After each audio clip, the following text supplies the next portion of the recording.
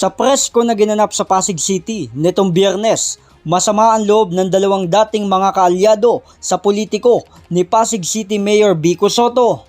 Ayon kina Ram Cruz at Bobby Apin, nagugat ang kanilang pagkalas patungkol sa mga napakong pangako ni Sotto nang tumakbo ito noong taong 2019. Laban kontra korupsyon.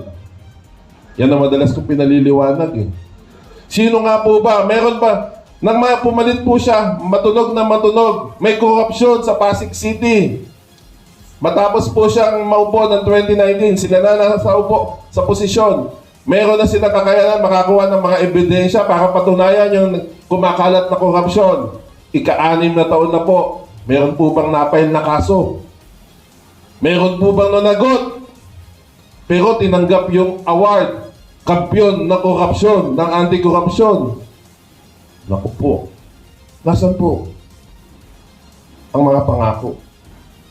Tugon sa Big 5 agenda, kalusugan, pangunahin rin raw nilang problema sa mga health center, ang kakulangan ng mga gamot at serbisyo medikal. Gamot, ospital at iba pang gastusin medikal. Hindi lingid ka sa kaalaman ng mga, lalo na ng mga senior citizen, na hirap na makakuha ng pang-maintenance. Hanggang ngayon, problema. Yan yung isa sa pinakamalakas na problema bago siya maupo ng 2019 na hanggang ngayon nananatiling problema. Sinasakyan ni Mayor Vico yung universal healthcare, zero balance. Pero habang nasa ospital po, ang mga kakababayan namin dito sa Pasig, siguro nga zero balance. Pero habang nasa ospital, bibigyan ng reseta, bumili ka nito, bumili ka nun, bumili ka niyan. Nasa ng libre doon. Pero kaya kulang kasi para sa akin, kagaya ng meron siyang agenda pagtungkol sa 5 agenda niya with regards lalo sa health. Meron po akong mga datos na mga nangangailangan sa Pasig na magsasabi na marami na hindi naman umaagos ang pag-asa sa Pasig. Pinapakinggan po namin yung lahat. Kaya nga kami independent ng takbo namin eh. Kasi ang nakikita namin, itong bagay na ito dapat malaman din ng buong Pasig na umaagos nga ba o hindi ang pag-asa sa Pasig. Kaugnay rin sa pangako nitong pabahay, ngunit hanggang ngayon ay wala pa rin raw na ipapatayo kahit isang haligi. Dapat sapat na yon, panahon na yon para magawa niya yung mga una niyang pinangako.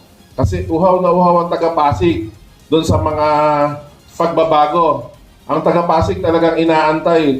Kaya nga nagpalit eh, di ba? Isang dinastiya yung pinalitan. Sinalo. Kasi sa pag-asa, nadadaloy talaga yung pag-asa. Dahil yung mga pinapangako, talagang yun ang kinakailangan. Pero parang ang totoo, parang hindi natin, ang taga-Pasig hanggang ngayon hindi pa rin nakakamit. Kami, kung ano ba yung totoong nangyayari sa Pasig. So bahala ang taong bayan ng Pasig para pumili ng tama. Ilan sa mga karatig lungsod ay kasalukuyang nagagamit na ng mga mag-aaral ang mga libreng school supplies at uniform. Ngunit sa Pasig magsusukatan pa lang umano ng size ng sapatos. Nila, andahin na daw scholar ng Pasig. Madalas kong sinasabi, pag ba tinawag na scholar, ano dapat yung bata? Mataas ang grado, matalino. Tanong ko po, matalino lang ba may karapatan mag-aral? Lalong-lalo na sa kolehiyo. Kolehiyo po ang number 1 na problema. Marami magtatapos ng senior high. Pero marami dyan, hindi na magpapatuloy ng pag-aaral. Magkakasya na lang na nakapagtapos ng high school. Git pa ni Hapin at Cruz na topless umano si Sotto sa anti-corruption, pero kanilang pinagtataka kapag sangkot sa anomalya ang kanilang mga tauhan na hindi umano Pasigenyo ay pinare-resign na lang. Simula pa lang, tinignan namin kung ano yung plano. Doon pa lang may pagkukulang na. Hindi namin makita yung plano. Lalo na nung mga unang buwan, unang araw niya doon sa City Hall. Kahit nung nakakaisang taon na, wala pa kaming makitang konkretong plano. Siguro ang idadahilan dyan kasi nagpandemya na. No? Pero hindi. Ang isang humangad manungkulan, meron yan plano kaagad. Di ba? Lalo-lalo na gagawa ka ng budget, ilalagay mo yan sa budget. Kasi dyan na makikita kung ano yung mga... At hanggang sa mapagkatiwalaan tayo ng tao, paninindigan natin yan, ang i-representa natin tao, walang personalan. Dito ang isyong sinasabi natin, lahat tungkol sa trabaho. Dinaramdam pa ng dalawang dating kaalyado ni Soto sa politiko ang pagkadismaya ng mga taga-suporta na bagay na ang alkalde rin naman na raw umano ang tunay na may kagagawan. Kung susubukan lang natin, kung susubukan ng mamamayan ng Pasig, dito makikita natin, mukhang nabubutol lang tayo.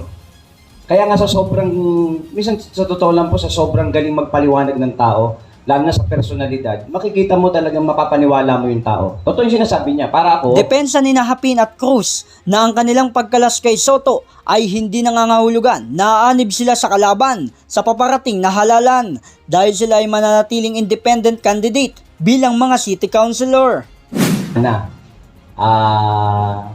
malamang focus ako sa kampanya ko, hindi ko siya masyadong masusuportahan sa pagkakataon na ito.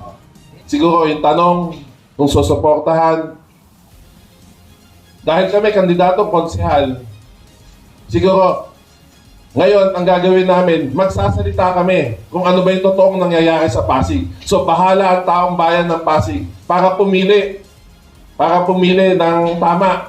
Ibig sabihin, kami siguro ang magbubukas sa mga mata ng mga Pasigueño na kung ano yung totoong nangyayari dito sa Pasig.